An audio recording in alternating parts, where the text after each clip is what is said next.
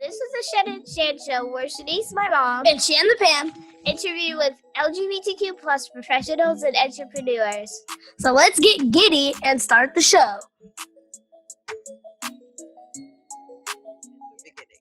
Right. Johnny, how's it going? It's going great. How are y'all doing? I'm doing well. I'm Shenice. And I'm Shan. And welcome to the Shen and Shan Show. Woo! Woo.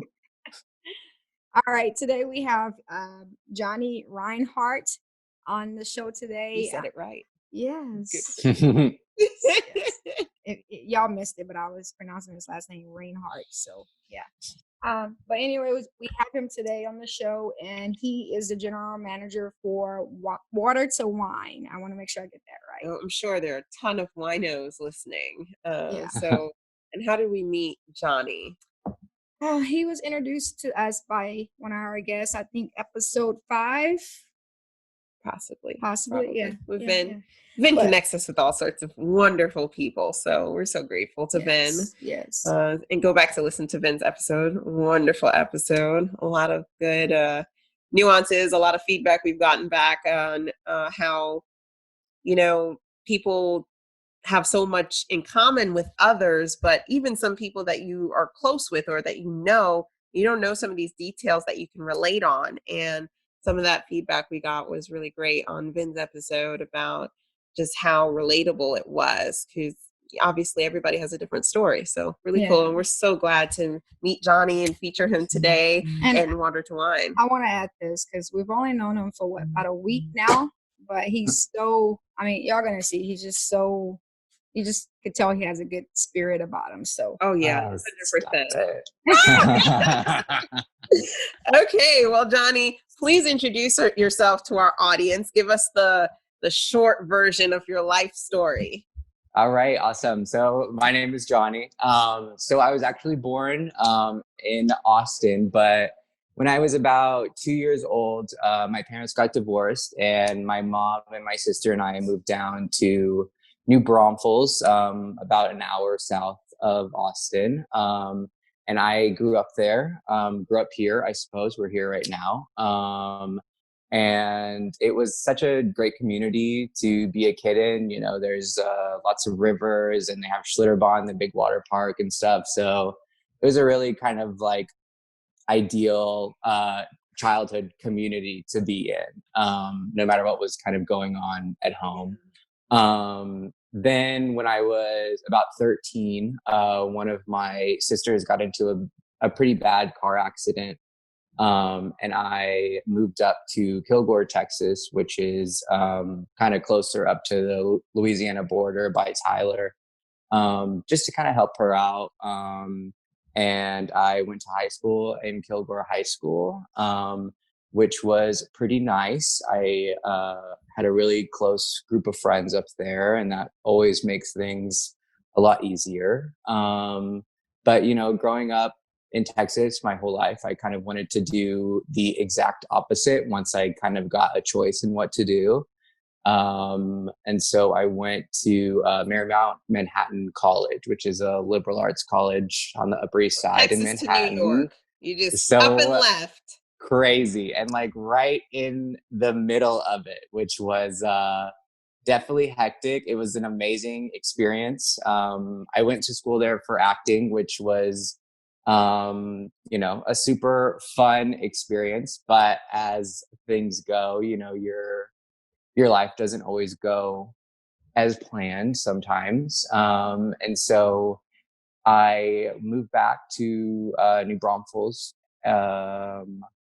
in 2013, and was just kind of, reconfiguring my life, figuring out what I wanted to do. I had, planned on going to New York since I was probably 11, 12 years old, since I really knew what it was like. And, that's kind of how I had built my whole life around. And then, things don't work out always, and you have to, pick up the pieces and keep going. And so I was kind of working just like little jobs here and there, nothing really ever felt fulfilling. And then I got a job at this winery, Water2Wine, which is where I am right now. Unfortunately, I do not have this much wine just sitting at my house. I wish, Life but goals. yeah, for sure. But so I've been working at Water2Wine for about 6 years. About 4 years ago, the owner of the winery actually sold it to a new owner. And this owner, her name's Brandy. She worked in corporate America, and she came in with a really great kind of mindset and a really fresh attitude, and really morphed this place into something that was not only profitable to the winery, but I think really good for everybody that works here too, especially me.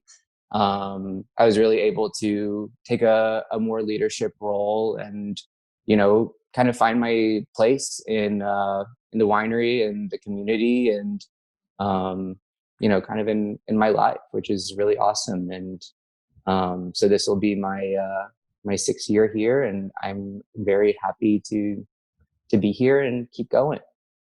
So this career kind of just like fell in your lap, correct? Yes, definitely. So one of my closest friends, her mom was the old owner of the winery, and I was looking for a second job, as most 21-year-olds probably have to do. And she owned this winery downtown, and it sounded like something really cool for someone who just turned 21 years old Oh, yeah, to definitely. be around wine all day and get a pretty good employee discount, which is always nice. But I think the opportunity came, but I think I also was able to build a little bit of that opportunity as well. Like sometimes you get chances at things, but they're also only as big as you're going to make it. Right. So you have been with Water2Wine for 6 years. And like Shan was saying, it chose you because what you were trying to choose was acting, right? So what happened with the acting? You went to school for acting, you went to New York. What happened there? Yeah, definitely. So, I grew up, I've been doing plays and stuff since I was like 8 years old. And so, you're a kid and people will say, well, find what you're good at and that's what you like to do. And this was really the only thing that I felt I was really good at, that I enjoyed doing. But, sometimes whenever your passions become a job, it becomes a lot less gratifying. And so it became something that was just like a constant stress and a constant feeling of, being judged or being critiqued against other people. And it just wasn't, it wasn't fun for me anymore. And I felt like I needed to find a new kind of direction to go in, or, I probably wouldn't really like the person that I would have been turning into, I think that's a really important point because it's just like, I would say, social media, right? If you go on Facebook, Instagram, most people, and there's nothing wrong with this, most people show the best of themselves, the best of their lives. And we want to highlight those things. We want to be positive, but we don't always see that dark insight to those type of career choices, such as acting. I mean, of course, we know it seems like there can be heavy usage of drugs and a lot of partying, a lot of negative things that people can spiral into from those type of industries. However, I think you pinpointed something really important that I really haven't, outside of maybe modeling industry, because I do think that we do talk about it a bit in modeling, but you didn't like the criticism and the constant judgment of yourself. And I'm guessing you were second guessing yourself a lot. Like, walk me through what those emotions were like, day to day of, okay, I want to be an actor, but this is what I'm actually going through. Yeah, for sure. I mean, I think with the arts, and especially with acting, you're presenting something that is so intrinsically you, and it feels like such a big a big part of yourself that you're giving away every single time. So whenever somebody, doesn't like it, or they don't think it's good enough, or they think that somebody else was doing something better than what you were doing, it feels, very personal. And I think it was really hard for me to separate those two. And kind of going on to, the kind of comparisons, like I am a very competitive person. Like I really like to do my best every single day, and I really like to be as good as I can possibly be, but it's always a competition with myself. It's never, I want to be better than this person. I just want to be better than, I was yesterday or the day before or whatever. Yeah. I think that's really key right there, that you're talking about separating. You couldn't separate taking things personally from having acting be like an entity or a business in itself, right? And I think that goes across the board, whether you, even when you're a business owner and or in a career, sometimes we take things personally instead of separating and saying, hey, this is business. This is not necessarily an attack on me, even though I think that acting, that line is kind of grayed because you are the business. So it's Yeah. very I can't imagine. Yeah. I really can't.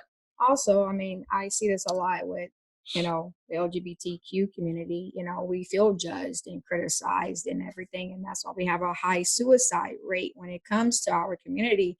And so the fact that, you fought through that and pushed through it and so hopefully someone that's listening to this will have hope that, I can be successful. Right. And not feel like I'm not supposed to be on this earth.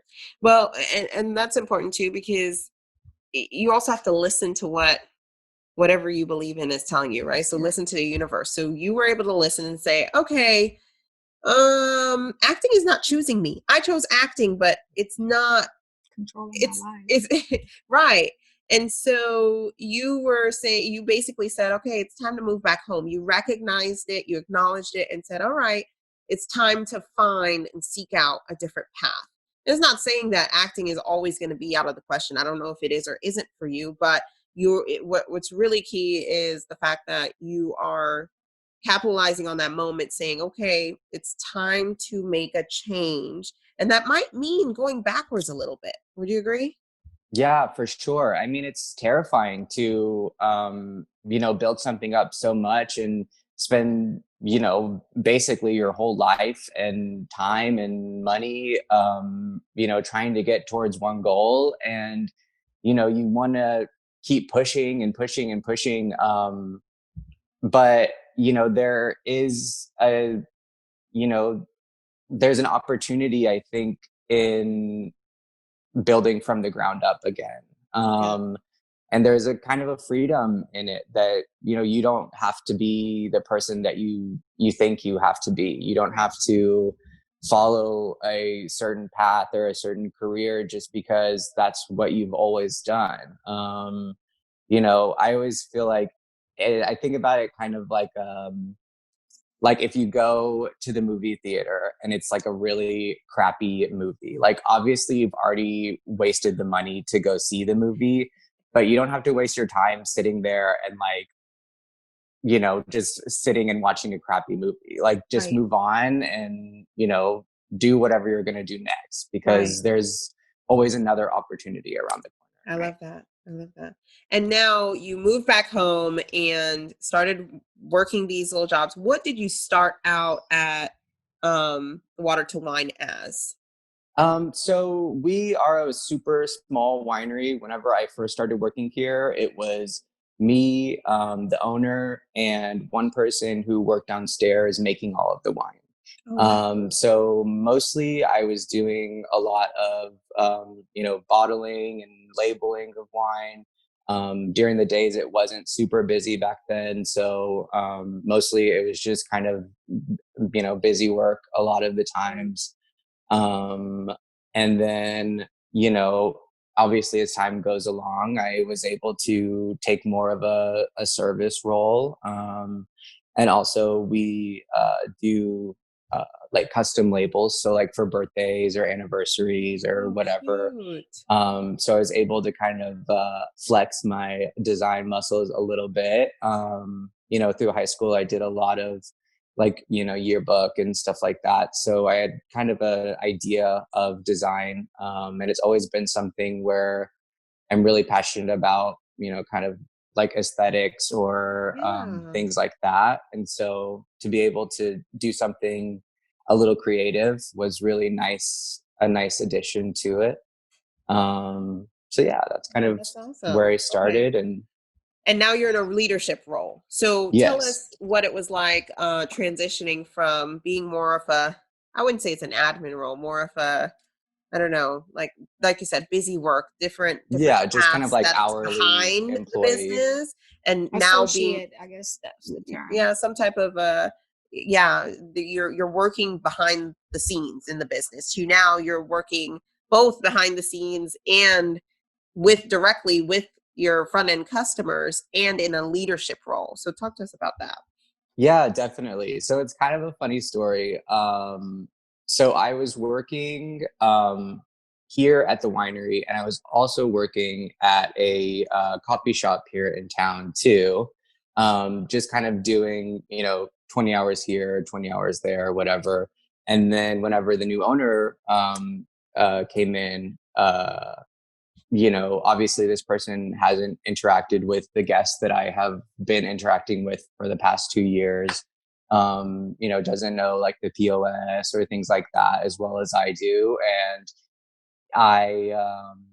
I put my 2 weeks notice in at the coffee shop, just really hoping I was going to be able to work full time here. Oh, that's and I came in and I had a meeting with the owner of the winery, and I was just like, I have noticed that I think we're going to need more help around the winery, and I would really like to take a full-time position, a more kind of active position, because I'm getting really passionate about the people that I'm serving and, the that's people so that I'm bold. around. I love that. That's so bold. Like, how do you muster up that courage? And luckily it worked out. I mean, I figured at that point, like, I really wasn't enjoying what I was doing at the coffee shop. And so you leaned in on what was drawing you.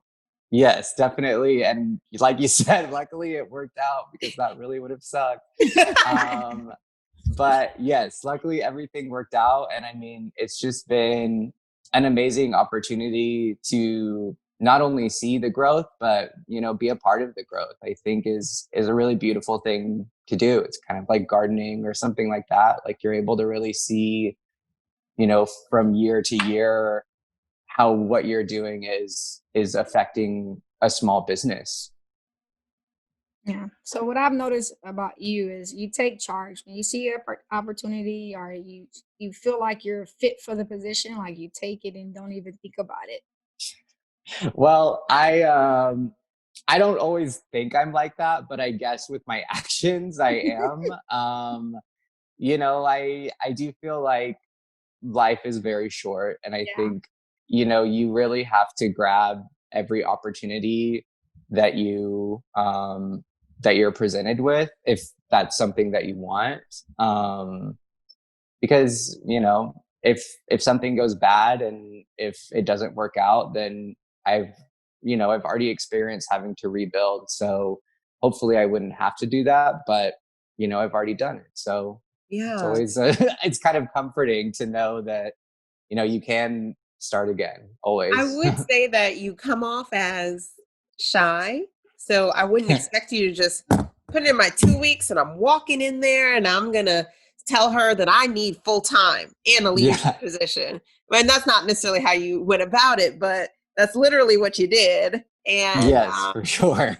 And I think also because of, I'm sure there's a warmness to you. You didn't go in and demand it like that, right? But also you experience, you expressed your passion for this winery. And I'm guessing you said that she came in and she didn't have the knowledge and she didn't know what she was doing, but I'm assuming that this new owner came in and you felt positive about the changes she was about to make. So talk to us about what that transition looked like for the winery and for your role whenever she came in. What has changed, and what did you implement? What has been working? Yeah, definitely. So this new owner, Brandy, so she came from a corporate background. So she worked in marketing for, like pretty big names like Pizza Hut and stuff like that. So she had a very kind of strong idea of the way that she wanted things to be, while also being open to, my own ideas and, just kind of, well, I'm here on the day to day, so I know that this is going to work like this and that this might not work as well as you might expect. I think honestly, the biggest thing that I've been a part of is just kind of the social media growth. And I think for a lot of small businesses, that's probably one of the most important tools that you can use for anything.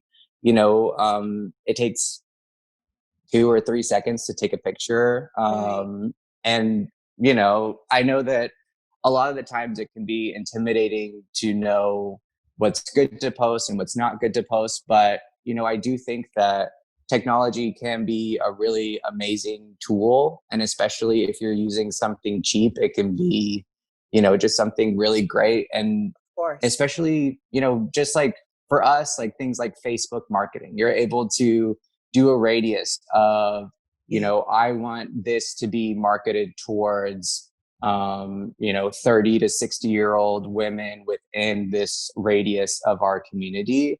And being able to use those kinds of tools has really kind of broadened, our scope. And, we've turned from a super, super small town winery to a little bit bigger. I mean, we're definitely known in the community, and people come from Houston or, from Dallas, and they, read the reviews online, and they, know kind of what we're about, and they are able to experience what we are able to offer, which has been really awesome just to see, the growth year after year is Oh, amazing. definitely. So I would like to ask you to dig in more on that social media, because it sounds like really what you did was implement something consistently and continue to do that in a way that you could maximize on it. So I'm sure you do the free stuff, which is what social media platforms is the winery on? So for most of our winery stuff, it's going to be Instagram and Facebook. We've kind of talked about, doing Twitter stuff, but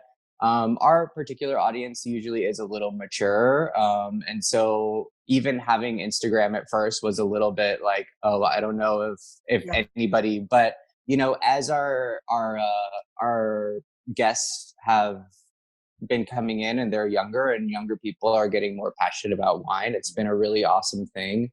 I usually get to the winery about an hour and a half before we open, and it's just a great opportunity to like get my mind ready for the day and interacting with people, but also it's just super easy to, throw a vase with flowers and a bottle of wine and pour a glass of wine and take a picture on the patio or something like that, and just kind of create kind of a virtual experience, especially right now with us not being totally open. I think being able to portray that online is a really powerful tool, and people want to be a part of something fun and pretty and interesting, and I think that social media is really, really good with that. It's just kind of integrating it into your routine every day, I think, is the biggest part. And kind of definitely, I see staying creative and not just doing the same thing over and over and over again can be definitely a challenge. I mean, there are some times whenever I'm just like staring and working on a caption for 45 minutes because I can't think of a single clever thing to say, and it just seems like, but sometimes it doesn't have to be clever, right? Yeah, exactly. You can make it simple. I try to, Jen and I talk about it all the time. I'm like, let's just try not to overthink it. Sometimes when we overthink it, we don't necessarily get the response we're looking for. And sometimes when we keep it really simple, we get a huge response. So overthinking is my middle name. But Right. Amen. I wanted to go back. You said something about social media that I thought was very important, and I feel like a lot of people don't do.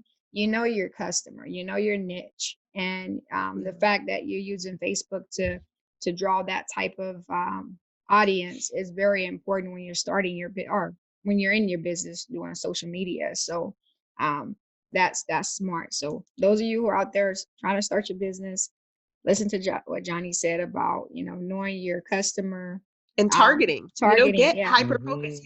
We talk about it all the time.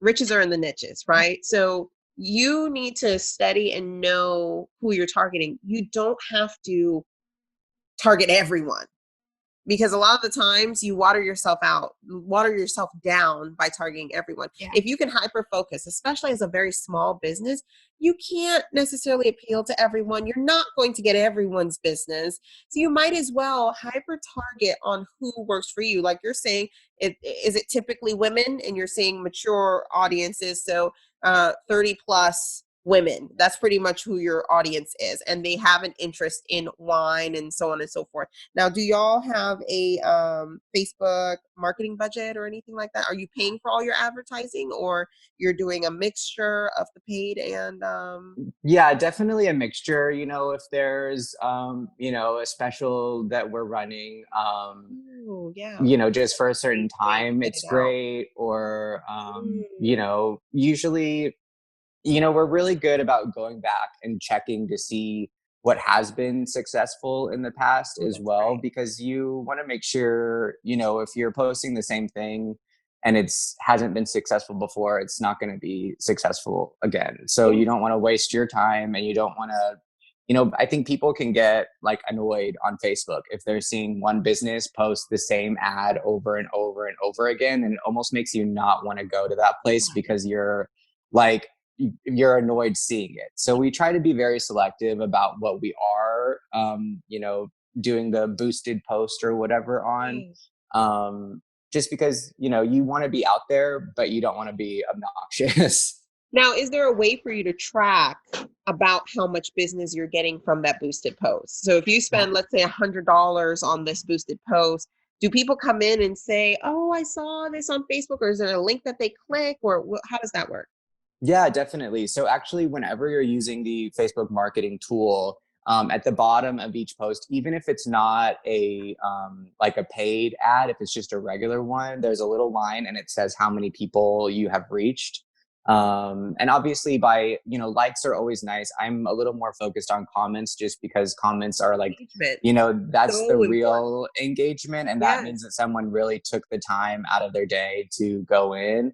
And I'd say one of the biggest kind of tips for social media is like always comment back and, create a dialogue with your audience, because not only is that going to boost your post for free, because, if somebody likes your page, it's going to show up again as Water2Wine commented on this.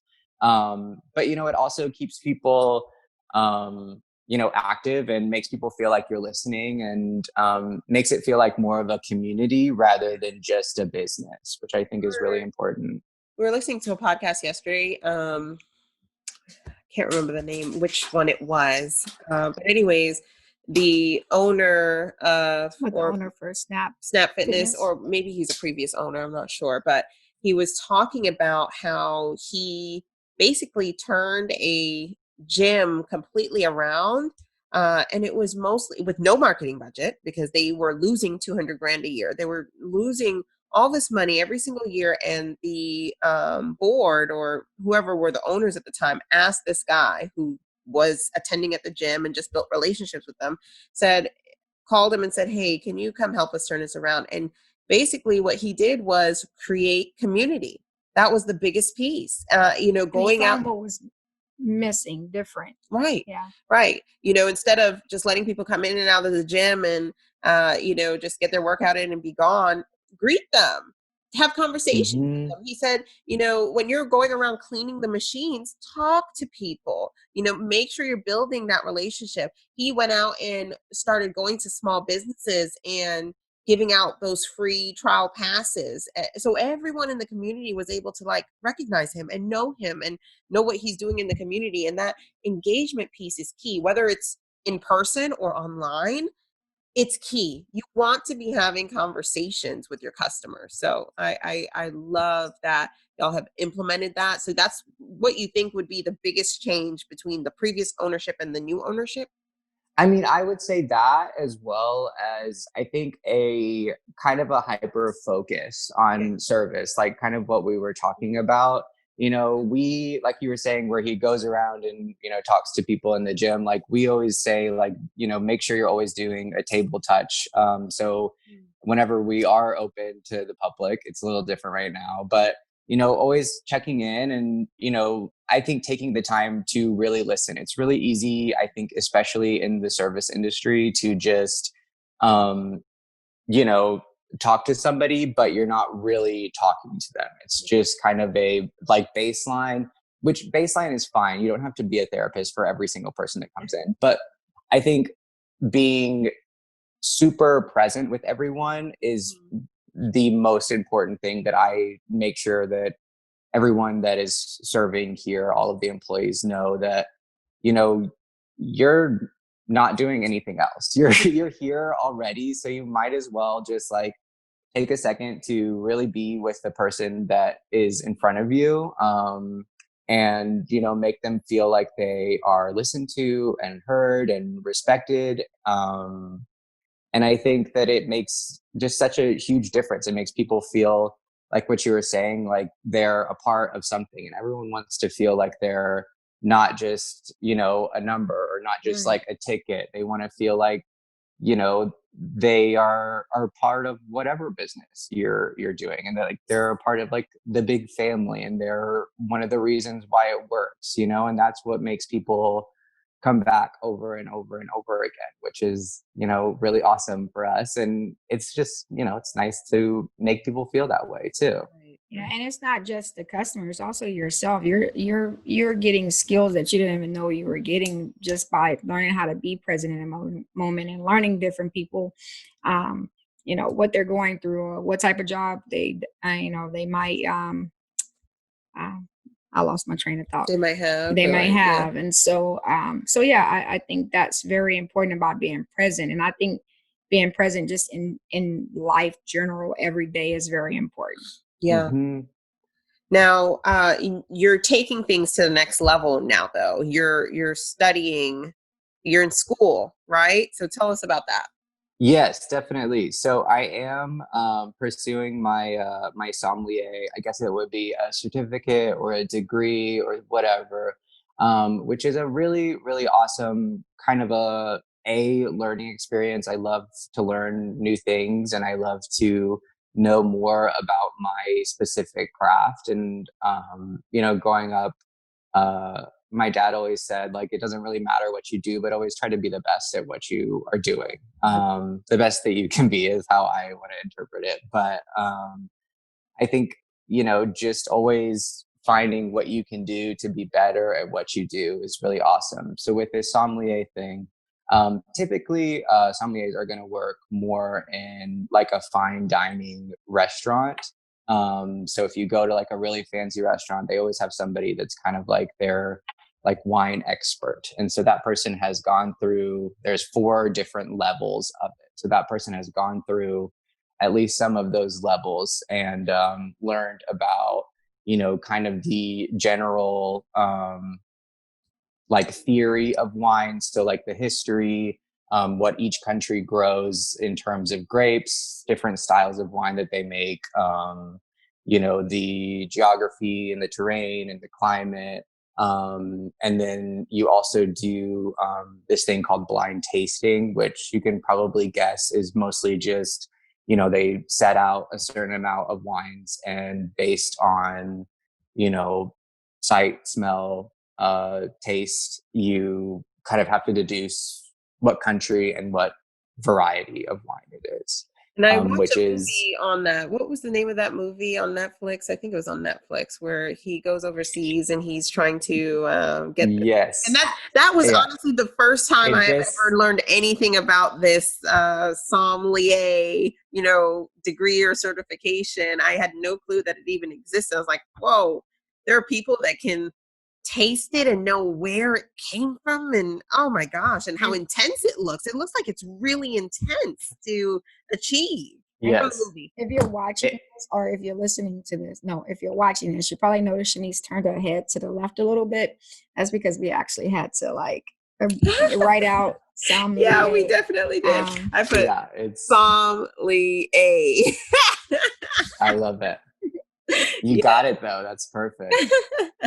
But yeah, it is super, super intense.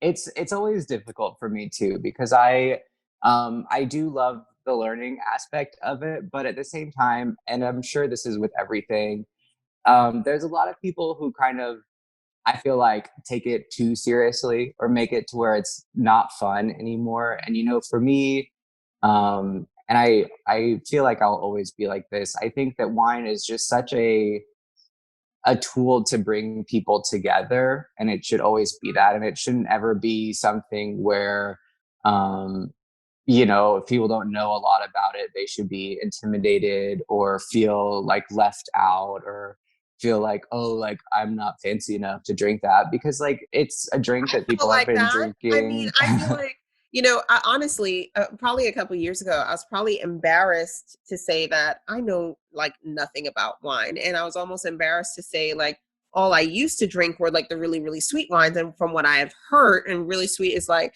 a Moscato. And from then, I think my palate has, changed a little bit. I don't like it too sweet. Shannon likes it sweet, but I'm more going towards less sweet wines. But I will say that I was probably embarrassed to say like I knew nothing about wine, and I don't know where to start, and I don't even know about pairing, and it's just it does feel intimidating. It does. Yeah, of course. So where would you say someone needs to start?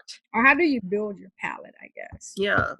I mean, honestly, the easiest way is like practice makes perfect. So just drink more wine. But, drink more wine. Hashtag drink more wine. That's what we need to just do. Just drink more wine. And I mean, especially here, and I guess it's because I come from a more of a winery perspective rather than, working in a restaurant and dealing with things like that. But, we make about 45 different wines here. Half of them are sweet, half of them are dry. And people like what they like, and there's nothing wrong with liking a sweet wine. It's, back in like, the 1700s, sweet wine was actually what the rich people drank, and the dry wine is what was lower class or whatever. So it's all just like a cultural norm, and it doesn't really mean anything. It's just one person saying this is what you should be drinking, or you don't know anything, and that's just not true. It's just a beverage, and if you're having fun drinking it and if you're enjoying it, that's what matters. Right. More than anything else. If you don't like the wine that you're drinking, then don't drink it, and get something that you do like, because it's all about enjoying it, and it's all about the experience. It's not about what's in the glass. Yeah. No, I love that. That's amazing. Alrighty. Now we're gonna get to what I like to call the meat and potatoes of the interview. I love talking about your coming out story. So are you out in your business? Yes, I am definitely out. There is always kind of a moment of fear whenever I meet new people, or we have a big wine club of about 200 something people. And so whenever we get new wine club members or whatever, I always am nervous just about how they're going to react. But, I am kind of the way that I am. I don't feel like I am, trying to stifle my flamboyantness or be anything different. I wear my engagement ring every day, and I feel very supported by everyone that I work with and by my boss. And we do a bunch of different we have a LGBT New Braunfels page here, or New Braunfels group here in New Braunfels, that we've done a couple of networking meetings here. So the owner of the winery has always been really good about it. And I feel like Um, all of the customers have been very nice. I'm sure some of them, I don't know, might have been surprised for some reason, but it's never been an issue for me, luckily, at my job. And That's amazing. what's that LGBT page, so we can make sure we add that into our. Oh yeah, so I mean, it's just LGBTNB is the name of the page on Facebook. So anybody in the area that wants to join that. There's also another one that's called Riverside Pride. And both of those are really, really great. One of my best friends was the president a couple of years back, and they do a lot of good work. They actually just had our, I guess, second Pride, social distance Pride, a couple months back, which was really, really cool, especially here in, a smaller city like New Braunfels. To just see everybody come out and be so supportive is really great. Oh, that's awesome. Okay. So that's for, your career. What about in your personal life? How long have you been out there if you are out? Yes. So I was, I guess, kind of an early bloomer in terms of coming out. I am not very good at keeping my own secrets. I'm very good at keeping other people's secrets. But if it's something about me, I'm just never really good at it. So I came out when I was about 13 years old. I'm sure they have a lot of these, but online there was this kind of forum for like young teen LGBT people.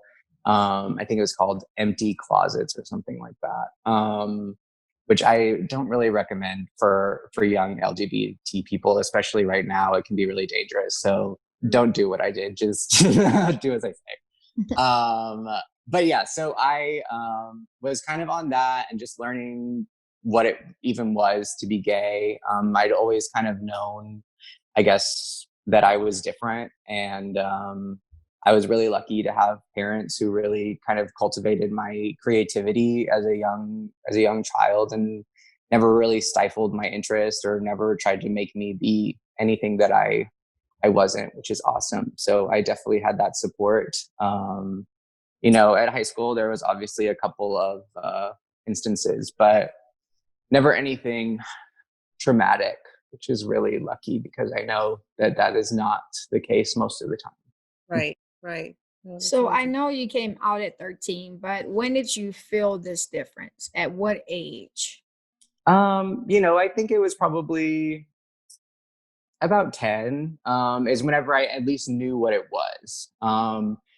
Growing up, I always had kind of like, oh, I really want that boy to be my best friend, or like something like that, whenever it was probably something different. But I'd say I knew what it was, and I knew that that's how I felt probably about 10 years old. It's really scary just because it's different than what you see and what you experience daily. And also what And society accepts, Right. right? yeah, for So sure. what's viewed as acceptable by society and the media, I'm sure it's changed over time tremendously. However, Mhm. at that point in time as a child, there was probably no general acceptance of it. Yeah, for sure. I mean, I think the only really TV show I remember ever being on was like Will and Grace or something like that. Yeah. And that was my first experience even seeing a gay person that wasn't as characterized as in other places, and, feeling like, that's kind of like how I am too. Like, so it was very rare to see like an LGBT person, in the media. So it's really awesome though to see it now. I think is really great. So, So you said This show is supported by Empower Financial, where we help you protect, grow, and build wealth through life insurance and retirement planning. at a minimum, everyone, protect your family with at least 10 times your income in permanent life insurance. Have a safety net in case you become ill, or you can use the cash value in retirement as tax-free income. So reach out to us from our website at www.empowerfinanciallife.com or click the link in the show notes. So, That's awesome. so you said that your parents were very accepting, right? And so can you kind of talk about the capacity that they were accepting? Yeah, definitely. My mom, so she was a hairstylist when I was growing up. So she was, around a lot of gay people, a lot of gay men mostly. And, she also grew up in Austin in the 80s and, had just had a lot of experience in that. And I think what she said was she was like, "Oh, I've known since you were born," which is, I'm like, okay, thank you, I guess. But you kind of want like a little bit of drama. You want like a little bit of like, oh my God, I can't believe it. What? Right. She's just like, Not you. Yeah, it was just like, okay, whatever. My dad was mostly the same way. I mean, I never really officially came out to him, but I never really had to. We just kind of, he knew, and he would ask me about relationships or things like that. And so it was pretty easy, considering, which was really great. and sometimes it could be difficult growing up with that dad figure that it sounded like you and your dad had a pretty close relationship. What was it like growing up with him? What are some of the things that you would say helped you along, seeing as he was very supportive? Yeah, definitely. So I think as any parent, nobody wants their child to have to go through something difficult or something different or something where someone might not accept them. But my dad always, I remember when I was a kid, he would like buy me Barbies or like buy me like the like Lindsay Lohan Oh my CD or gosh, so something like that. cute.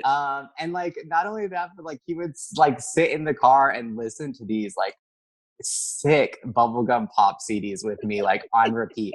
And like I was so hyper fixated on it, like I didn't even realize. And I would just like play the same song over and over and over again. And I'm like, how How can old you were be so you? patient? I was probably like 8 or 9, Yeah. not even really knowing, or like but yeah, so he would just sit there and listen, and I was just, you don't realize it at the time because you're just like, oh, this is the best song ever, like obviously everyone likes it. But like if one of my nieces or nephews would do that to me now, I would probably just kick him out of the car because like I'm so tired of it. But he was very, very patient with everything that I liked doing, and I was very lucky to grow up with him, even through some of the hardships. Both of my parents have kind of struggled with addiction while I was growing up, and so while they were super accepting, they weren't always um, the most, I guess, attentive parents. Or sometimes they would just put things, I think, above being a parent. There's not a guidebook whenever you have a kid, and it just can be tough raising anybody, I think. Yeah. But through all of their kind of misgivings, they were at least very loving and very accepting. And I think I never felt unloved, which is a Awesome. great Yes, feeling for definitely. anybody. Was it the same type of addiction that they were suffering from? For the most part, it was, a lot of drinks, which is kind of ironic with where I work right now. But it was also, some other kind of harder things, especially for my dad growing up. He, there were just some nights whenever I didn't know how he was going to be or how he was Right. going to be acting that day. He wasn't always as loving, but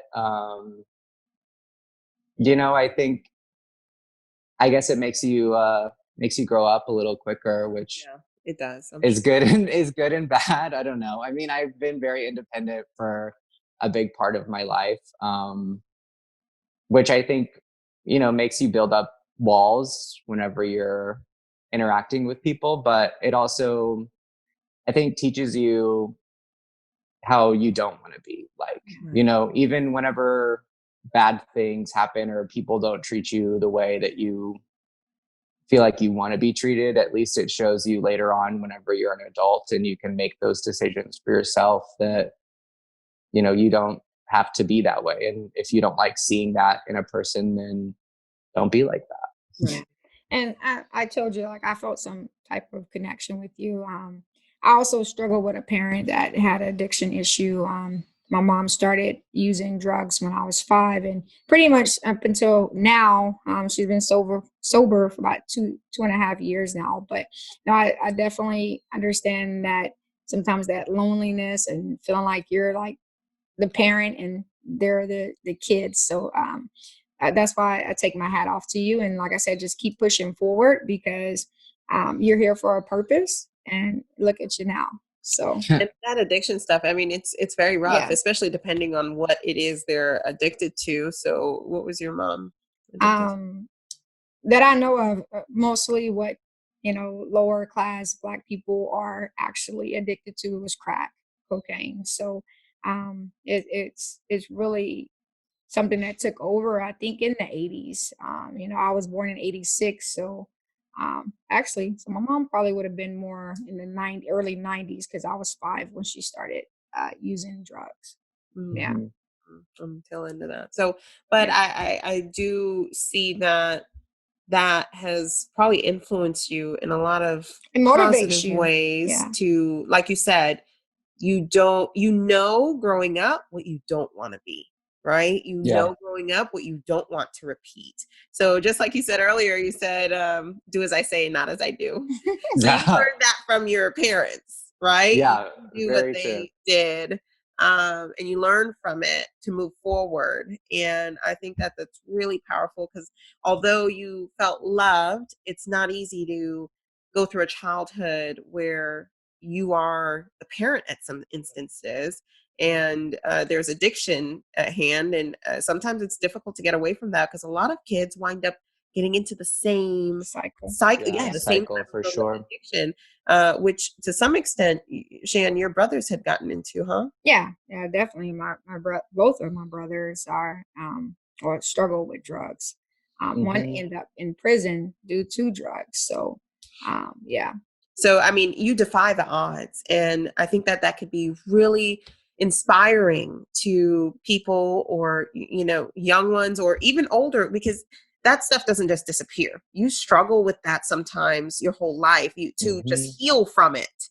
So, I know for me, like it was something that I never wanted to do, never try. Like seeing my mom go through that, memory, like going through some of the memories in my head, like just what I experienced. I'm just like, no, I don't want to live that life. So I ran as far away from it as I could. well, he So went to New York, yeah. so I would say he ran pretty far too. Yeah, right. For sure. I mean, it can be tough. And I mean, I think whenever you grow up in that kind of environment, even though I did feel love from my parents, it makes you feel like it's tough to love yourself, right? Or tough to learn how to love yourself, because I think even though, your parents can express love, you always have in the back of your mind kind of that idea like, well, if you really loved me, then you wouldn't be doing this. And so it's easy to, even though someone's telling you that they love you and showing you that, whenever they do flip and be that other person, it feels like they're a different person that maybe doesn't love you as much. Right. And And you I get think trapped in that cycle. yeah, it can be like a really, a tough thing to build up that self-love and to, realize that it wasn't personal. It wasn't you as a child doing anything. It was just, addiction is a disease, and, you know, those people need help, or they need to be able to ask for help, because you can't put the whole world on your shoulders. And I think it's really easy to do that. Yeah, Yeah. 100%. You and Shan are so similar. It's just crazy how similar y'all are. Your backgrounds are similar. The things that even you guys say are similar. I'm just hearing Shan in my head as you're talking. Some of the things that you're saying, and I'm just like, wow. And it's so funny how the universe works, because I feel like, there's definitely a reason why you have even come into our lives. So it's so crazy who you attract and who you wind up coming into connection with. It all works together. So I just say, I think for me, I didn't have to live with it all my life. My mom actually just left me with my aunt. And so my aunt, raised me and gave me a loving environment. But it was that growing up, I just wanted my mom. Like, I was just, I want my mom. I don't, and then I had cousins that would like pick at me, go stay with your mom. You need to go, but it made me tougher, and I don't regret any of it. It made me the person that I am today. And so I'm grateful for that. Yeah. So let's dig into some lighter subjects. I want to know all about Ryan. Tell me that whole story. You're getting through your career, you're finding your purpose in life, and here walks in Ryan. Where does he come in? Yeah, right. So speaking of kind of crazy energy bringing people together, so I actually had just gotten my job at the winery for the first time. And we did meet online. Luckily it was through Tinder, not through Grindr, which is, I guess, a little better. So we did meet online. He had actually, the week that we first started talking, he had moved from LA back to New Braunfels. His dad lives here. His dad and stepmom live here. So he had just moved back that same week that we started talking. And I think at first I, like, speaking of, had some walls up, and, the timing wasn't perfect. And so we were together for, just kind of talking for a couple weeks, and it went from about, I guess 4 months. And I just definitely tell you're not lesbian, because it would have went a lot quicker. So true, right? Well, just wait for it. We're getting there. So about 4 months, and I just couldn't stop thinking about him. And I was thinking that I'm sorry, the phone is ringing. Someone just knocked at the door here, so go ahead. Okay. So I was, I couldn't stop thinking about him, and I was like, why didn't I give this guy more of a chance? Yeah. And so I messaged him, and I was like, hey, I'm sorry for ghosting you. But, can we meet up? Can we go on another date and see how this works? And so basically that night, we spent the night, and we have not been together or not been apart more than, I'd say, 48 hours since then. It was a very exciting time too, because we were both kind of rebuilding our lives, and we were able to do that together, which was really exciting and stressful. And there was a lot of love, but a lot of arguments. And I think one of the biggest things about being in a relationship, obviously, is like communication. Everyone says communication is so important. I think having somebody that is your kind of go-to is so important. And especially having a job, like being able to be at the winery all day and then having someone to go home and bitch about stuff with instead of doing it here has saved me so much trouble. So you'd say that Ryan is your best friend? Yes, he is definitely my best friend that I've ever had, honestly. We have a lot in common, but we also have a lot of differences that I think make it work too. But I think a lot of people want to kind of, it sounds silly, like to romanticize the idea of love instead of realizing that, love and relationships, no matter if it's platonic or romantic, are a lot of work. And it's a lot of, choosing every single day to love that person. I think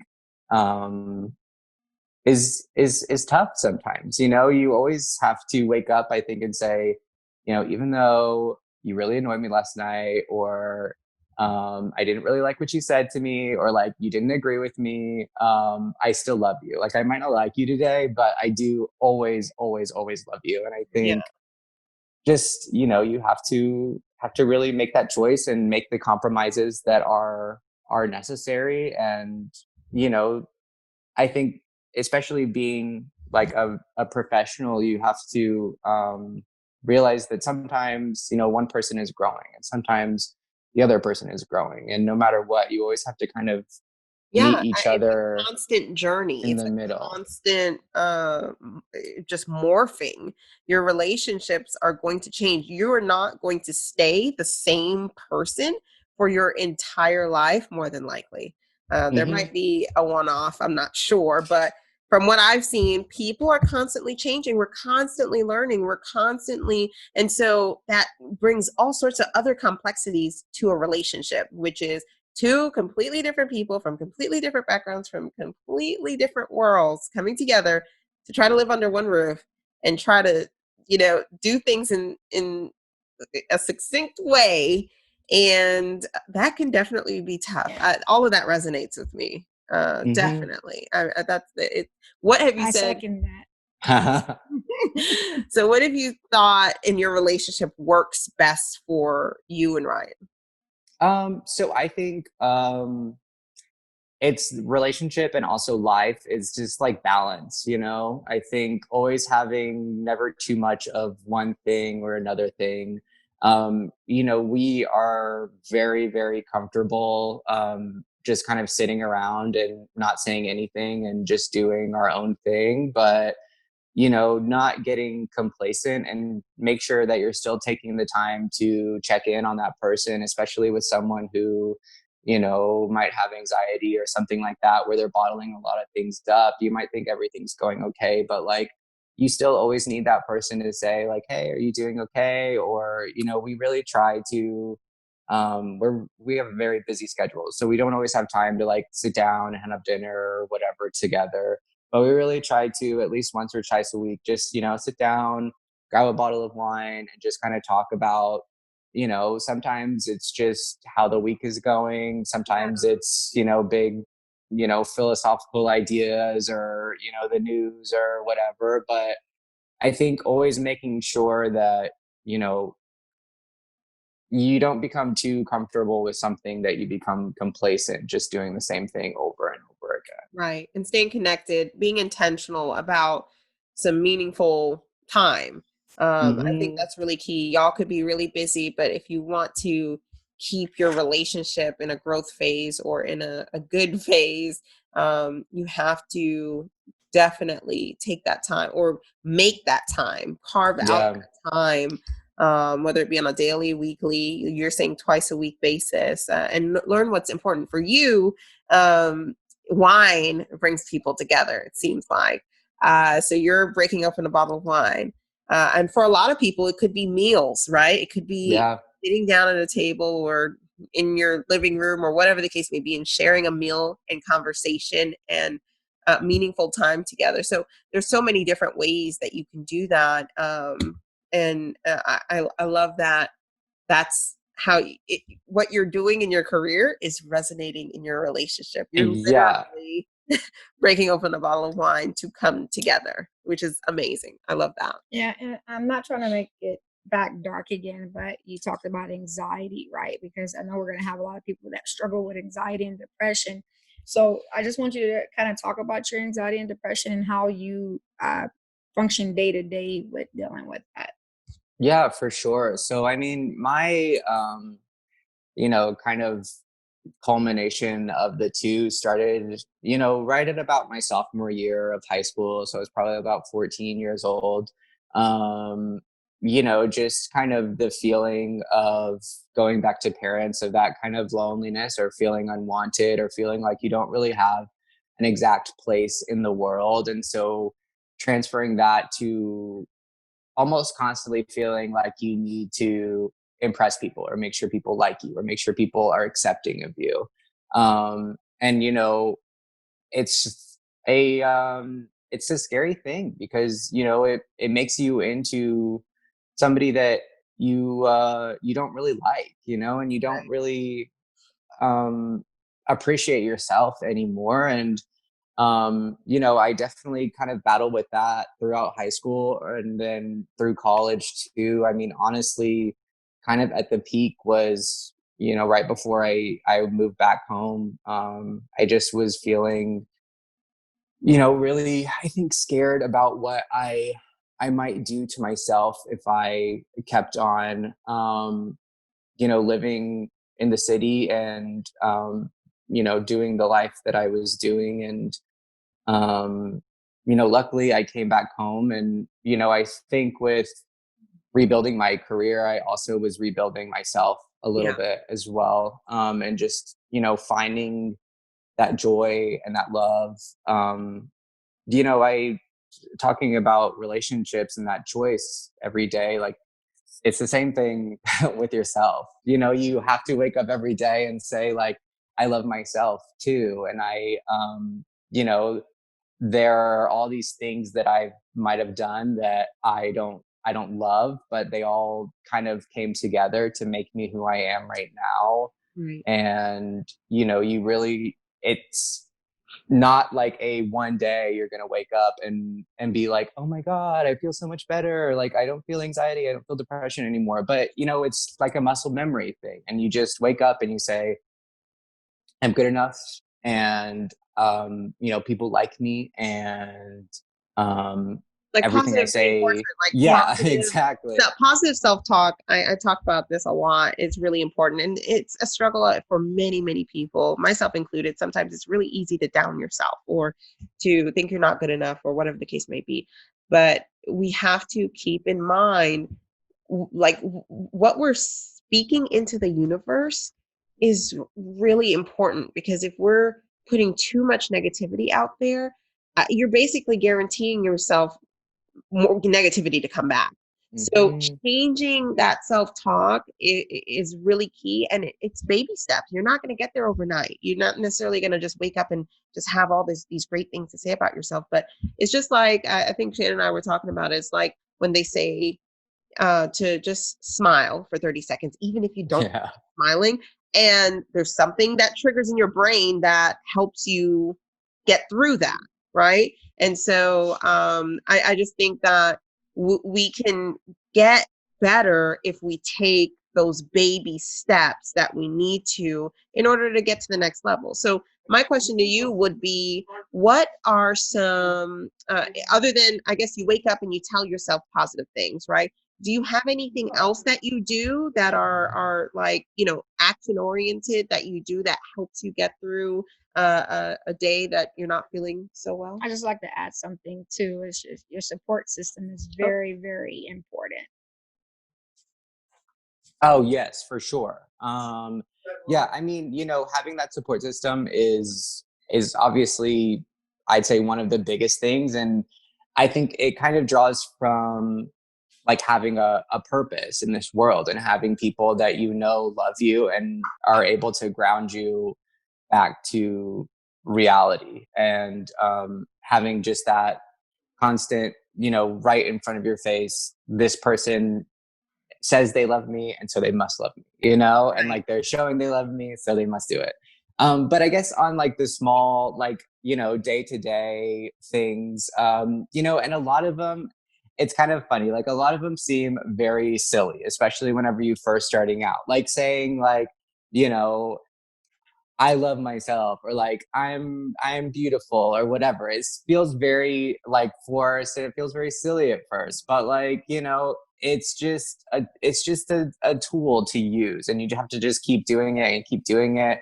And I always say, like, you know, fake it till you make it. Like you just have to pretend kind of, and then eventually it's not going to be pretending anymore. Yeah, You 100%. I love know, that. yeah, like on my you know, the first thing when I wake up, I always put like little nice little notes on my alarms. You know, That's a good tip. I love yeah, that. Like before you hit snooze, it comes up on your phone and you yeah, like a note. Oh, I love that. because I am a very grumpy morning person. So having something that's just like, good morning, have a good day, whenever you very first wake up, it's like sending yourself a good morning text, you know? Oh, I love that. So, and then, I always try to do something like productive when I'm getting ready in the morning. And I feel like productivity really helps with anxiety and depression, because being able to have one thing that you're doing that is like, okay, maybe I, sat on the couch and played video games all day or whatever, but at least I did this one thing. So for me, with my sommelier thing, a lot of it is in French. So I've been doing like Duolingo French for about, I guess today is actually my 400th day, which is really awesome. So, having something that is just nice and long time to to be so do is, I think, really important. Yeah, exactly. And I mean, part of it is it's kind of like a game, so it makes it fun, and you're competing with yourself once again, so that makes it really nice. And that's Duolingo, you said? Yeah. I I mean, mean, any of them kind of do the same thing, I think but I've heard of it. it's definitely I mean, it's fun, and even if it doesn't work as well as like going to France or being in a French class, it's still something that I know something more than I did when I started, which I think is great. I think getting to a little, making a small commitment to do something. I mean, that's something big, but a small commitment that, like you're saying, helps you feel productive. That's huge. You've been doing this for 400 days. Usually it takes people about 30 days to really build a new habit. Just like we're talking about, these little positive notes or these positive self talks that we're doing. If you can do that for 30 days and continue on, that's a huge success. The fact that you've been using this app for 400 days, wow, like that is commitment. That's amazing. I love that. And also just being present, like you said, with your customers, being present with yourself. Because I feel like a lot of times when I'm talking, like even doing a podcast, sometimes if you watch the video, it's kind of like I'm dazing off. I have to kind of do that daily, like bring myself back into it. Like sometimes I stare in the mirror and I'll say something positive, but I'm not looking at myself. And so it's like you got to really be present in that moment, even when you're saying those affirmations to yourself as well. Yeah, I think you might have said something earlier about it, like being intentional is the most important thing. Because if you're just saying it just to say it, just because you feel like it's something to do, like it's not gonna work. Like you really have to know that you're doing it for this reason. Right. Yeah.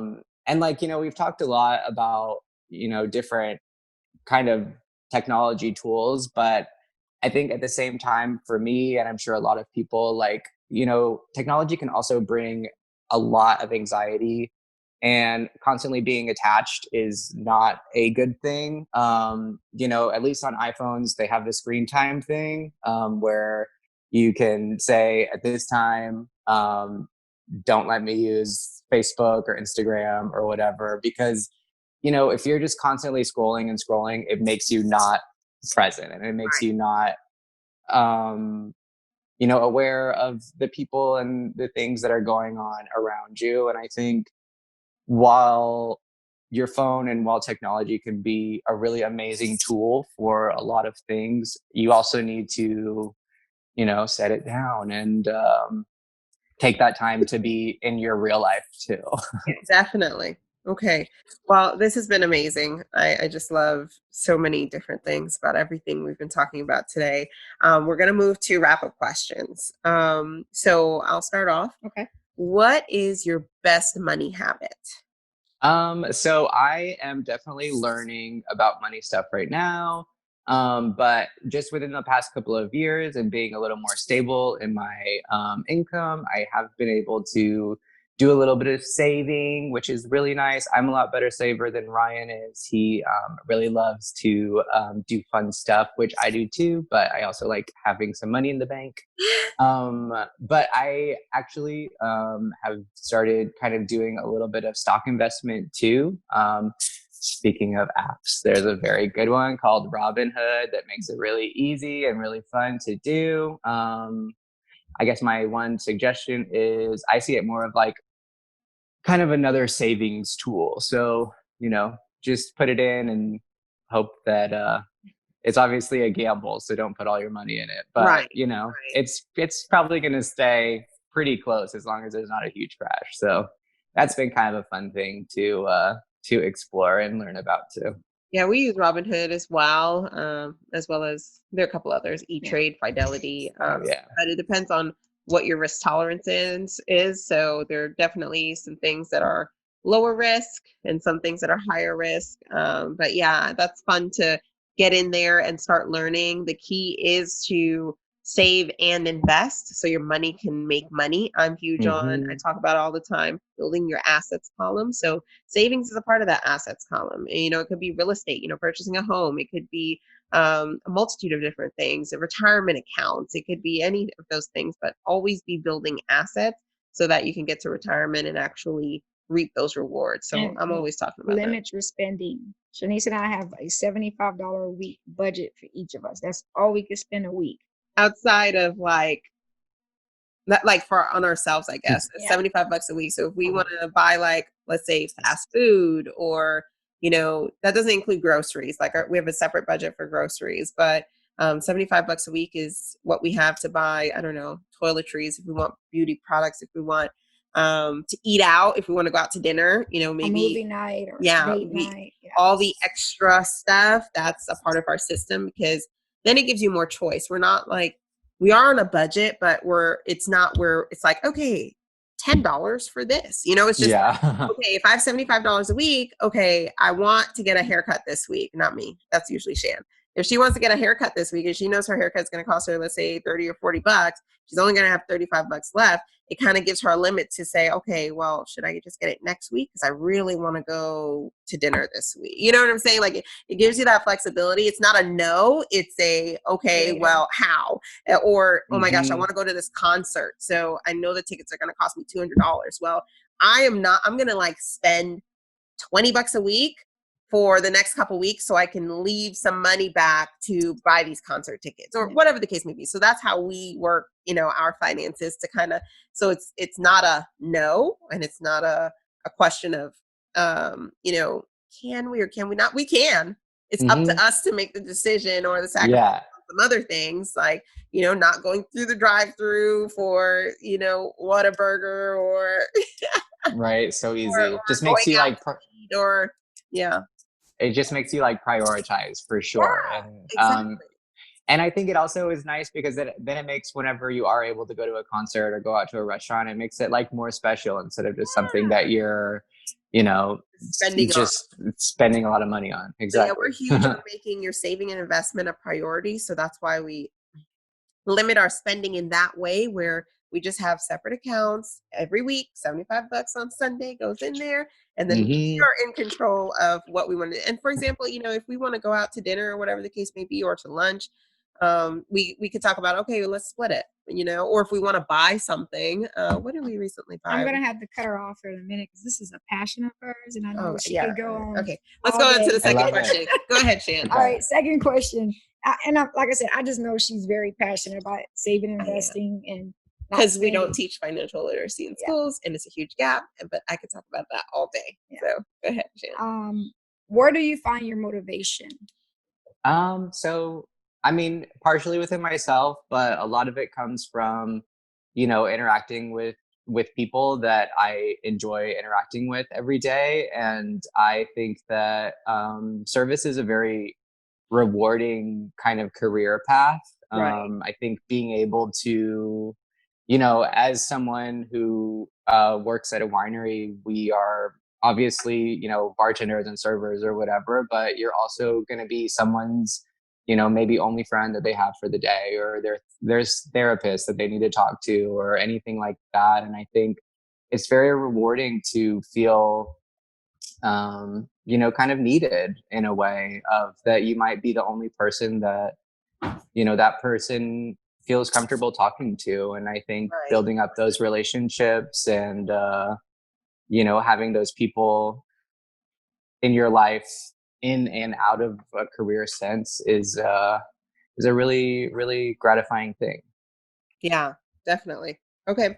What advice would you give to someone in the LGBTQ community that would like to advance in their career or level up in their business? Definitely, I'd say for me, it's always been kind of patience and persistence. I love that. It's really easy to get, you know, caught up. I think especially for people in their 20s and 30s to get caught up in, well, my friends are doing this. Well, I should be here right now. Or, this person I see is so successful and doing so great. I don't know why I'm not like that. But, everyone is different and everyone gets things and, progresses at a different time. So I think just, knowing that, things are constantly changing and constantly shifting, and you never know what opportunity is around the corner. And just being open to that is very important. But at the same time, knowing your worth and kind of demanding that you are treated that way, and treated, you can't let people walk all over you, but you also, sometimes you do have to just kind of suck it up and, deal with the crappy stuff for a little while, because it's not always going to be like that. Yeah. Alrighty, next question. Do you have a favorite book or podcast? So I love podcasts. My top two favorites are, there's one called And That's Why We Drink, which is a true crime and horror kind of a supernatural, I guess, kind of a podcast. It is a non-binary person and a girl, and they're super LGBT friendly. They kind of touch on some of those aspects. So that's always really nice. I think especially for the non-binary person, because we don't hear a lot about that, and I think it is an important kind of, should be more highlighted in our community, especially. How long has that podcast been around? I think so. They're on their like almost 200 something episode. So Wow. I've been listening to it probably for about a year and a half. I'd love to listen, but I'm a scaredy cat. Like my daughter. It is a little creepy sometimes, it. but I mean, yeah, I think one of our guests, their partner is starting a true crimes type of thing. Okay. mm-hmm. I know, and I always mess myself up because I'll do it at the winery, which is a 100-year-old building, and I'll be listening to it by myself, like going down into the cellar, and then I'm just like, it's really scares myself. My daughter, and she's a scaredy cat too, but she can stomach more than I can. She was watching, these kids, they basically, YouTube is their TV, so it's a little bit different now, and she was watching this guy on YouTube, Corey X Kinshin, something like that. I do like him. He's a good personality, and he just plays games, right? He plays games and he has all these reactions, and it's all fun and games and everything. But sometimes he plays these scary games, and they were playing a game over the weekend, and Rain wanted me to watch it with her, and I was just like, Rain, why do you have me watching this? It's gonna take me probably weeks to try to get the images out of my this like creepy girl, like you go burn her teddy bears, and then she's really mad, and then she starts like coming at, oh my gosh, I can't do it. But anyways, maybe Shan likes scary movies, but I don't do them. So she could probably stomach that. Oh yeah, that podcast. But I'm not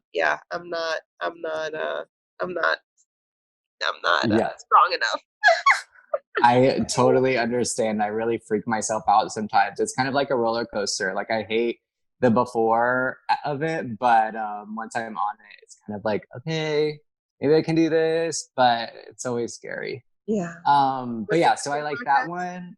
Mm-hmm. And then for anyone who maybe is interested in wine or anything like that, there's a really good one called Wine for Normal People that I've been listening to for quite a while. And they have a big emphasis on making it kind of accessible to everyone, and that, wine is not a snooty kind of thing, and you don't have to be an expert just to like it. If you just kind of like the history, or like learning about different cultures or something like that. I think that is such a good one. They have a book out too that's really great. I have given out like 5 of them for gifts already, just because it's just really nice and relaxed, and kind of how I like to be at work as well. But yeah, mostly I do a lot of wine reading as well.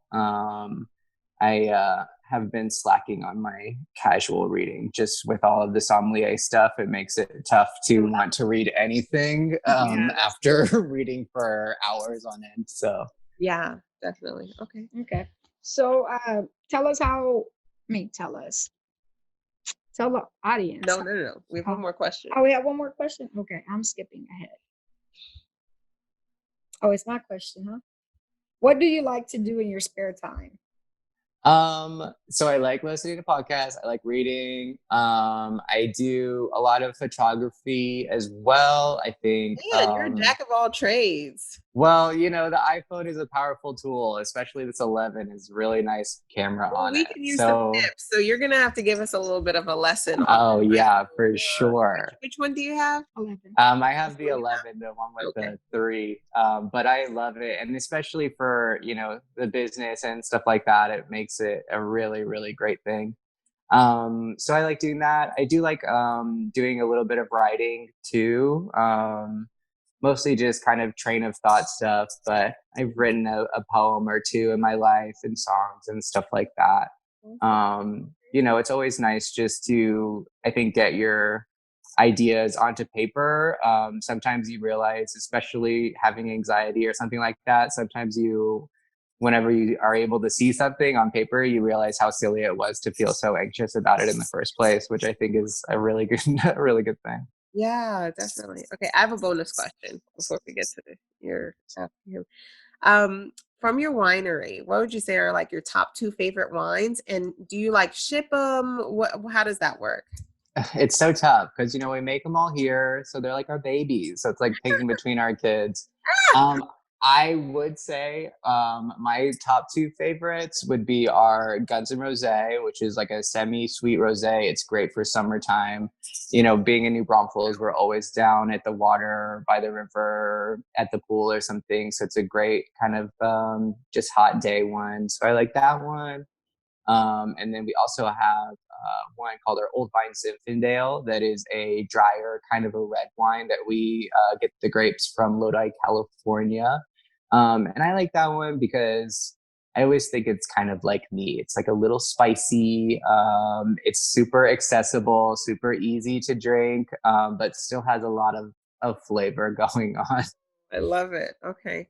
And does the winery ship these wines, or do you have to come to the store to pick them up? How does that work? So mostly we do sell just in the winery. We make everything in really small batches, but we can ship. But as long as you're in Texas, we can definitely ship. You can give us a call or shoot us an email. Okay. Perfect. Okay. Alrighty. Please tell our audience how they can get in touch with you or how they can order online, like email address or website. So yeah. Excellent. So the wineries pages on Facebook are going to be NB Water2Wine or Water2Wine New Braunfels, both on Instagram and Facebook. If you just search that, you'll find it. And then mine, I'm on Instagram and Facebook too, and it's just Johnny, JOHNNY, Reinhart, REINHART, which is a great way to contact me too. Awesome. So IG and Facebook. That's the game. Oh, and water2wine.com is the website where you can order online. Is it water, the number 2, then wine.com? Yes, perfect. All right, perfect. We'll link to all of that. I definitely think it'd be cool, even though I know the whole talk about banning TikTok is happening, but I would love to see really cool videos about wine. I love TikTok. I watch it almost every morning. It's so addicting. It is. It's definitely. She's been very addicted. Hey, so. TikTok has taught me a lot of stuff. Okay? Yeah, there's like productive stuff too. It's not just kids dancing around all the time. Yeah. My favorite thing is the egg, because when a boiled egg, I have it already. Yeah, every time I try, I have a video of it. Every time I would try to, peel the shell off, I have egg left. Like it's just the yolk. And so this cool way, I get to keep all of my eggs. So it's awesome. That's kind of awesome. Like blow it out of the shell, basically. I haven't seen her do it. Yeah. Oh, she did. Did you put it on TikTok? No. Look at you. I love it. Okay, amazing. well, Johnny, this was amazing. Thank you so much for being our guest today. we look forward to seeing you thrive. I'm so excited to see what comes of these sommelier. You have to look. Got it. Sommelier certification you're doing, and just being an expert in your craft and still keeping connected to your passions and design and, learning and just crafting. I just love what you're doing in that business and for your career. And I mean, you're clearly such an asset to Water2Wine, and we look forward to coming out to New Braunfels so we can. I've only gone out there, and I think I've done like some. I don't know, what do you call it when you go and you can climb up and you get latched on to stuff and you Rock do the climb? little Like zip. not zip Oh yeah, like a line, ropes course. yeah, like a ropes course. So I've gone to New Braunfels and done that, and I think I Oh went like yeah. under in some cave or something like that. But I've done that, but I've never done like the river stuff. I would like to go to Schlitterbahn out there whenever things are back to some sort of normal. We've gone down to Galveston, but never to New Braunfels for Schlitterbahn. I'd like to go out there, but Oh, yeah. definitely have to come visit you at your little winery and taste these favorite wines of yours and take some back to Houston for us. So Awesome. we're really excited. So thank you so much. Thank you. I can't wait. Alrighty. Thanks for watching. Like, subscribe, and share the video to your friends. In the comment section down below, write how good the video was. And if you're listening to the podcast, make sure to hit a 5-star review. Bye.